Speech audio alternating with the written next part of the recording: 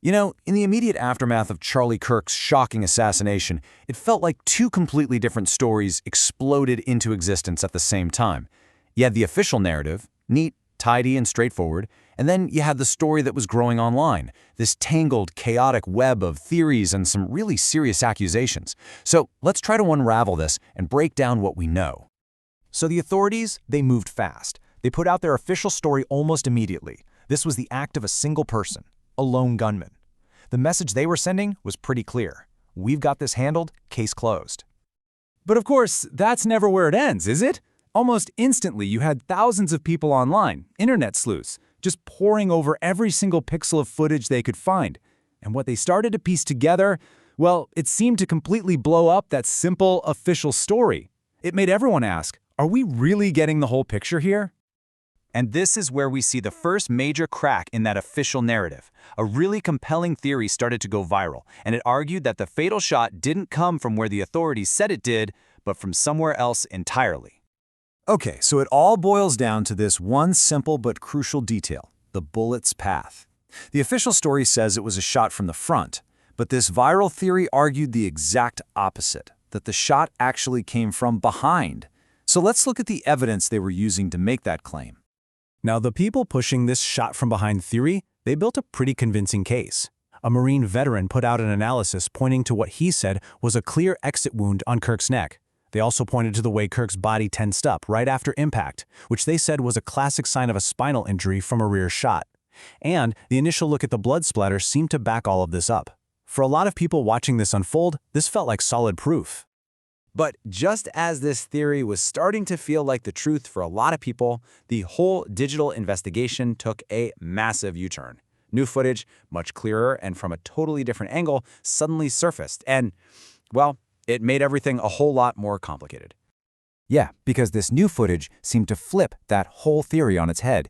In this new video, you could clearly see Kirk's shirt blow backwards on impact, which is exactly what you'd expect from a shot from the front. And that blood splatter everyone was talking about? Well, some people now say it was just a dislodged earpiece flying off. All of a sudden, the official story didn't seem so crazy after all, and the online investigators were kind of right back at square one. So with the simplest counter theory now in doubt, you might think the speculation would die down. But nope, it did the opposite.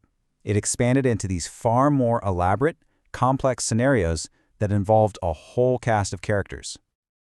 Let me walk you through one of the most popular ones. It proposed a three-person team. In this version, the guy they caught, the official shooter, he was just a patsy, a fall guy. Then there was a second person in the crowd, a decoy, whose only job was to create a distraction, and all that was to give the real shooter, supposedly hidden in a bush, a clear shot. It just shows you the incredible level of detail people were trying to pull out of these grainy videos. And believe me, that was just the beginning. The speculation just exploded from there. You had theories about a global plot by elites called Project 2030, about foreign intelligence agencies like Mossad being involved.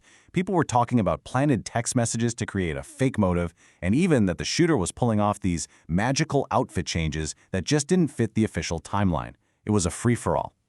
And all of this online chaos, all this distrust, it eventually started to focus on one main target, the investigation itself. Specifically, the actions of the FBI. This is where the story really shifts from just online theories to some very serious, real-world accusations about how this was all being handled. Okay, so to really understand these accusations, you have to get this one term, the lone gunman scenario. It's a classification that just immediately simplifies everything. But critics argue that by pushing this narrative so hard, so early, the FBI wasn't just stating a fact. They were actively trying to shape how the public saw the entire event right from the get-go. And this is where the official narrative hit a major snag. There was a key eyewitness on the ground, someone who really knew their stuff when it came to firearms, and their description just did not line up with the official story at all. While the authorities were describing a guy in jeans and a t-shirt, this witness swore they saw someone in full tactical gear. The weapon they described was different too. This huge discrepancy just poured gasoline on the fire for people who believed the official story was ignoring evidence that didn't fit.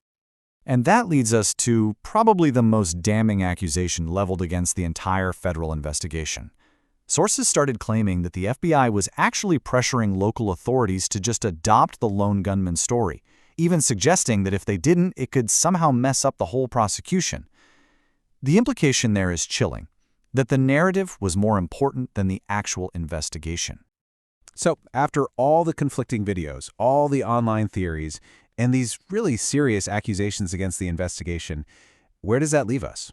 Well, it leaves us with some pretty profound and really unsettling questions that are still just hanging over this entire case. First and foremost, was there more than one shooter? After all the talk of decoys and a man in the bush, the simple question of whether the shooter had help is still the biggest point of debate, no matter what the official report says. And second, can we even trust the evidence anymore? I mean, when you have video that seems to prove two completely opposite things and eyewitnesses who say something totally different from the official report, what are you supposed to believe? And that brings us to the biggest question of all.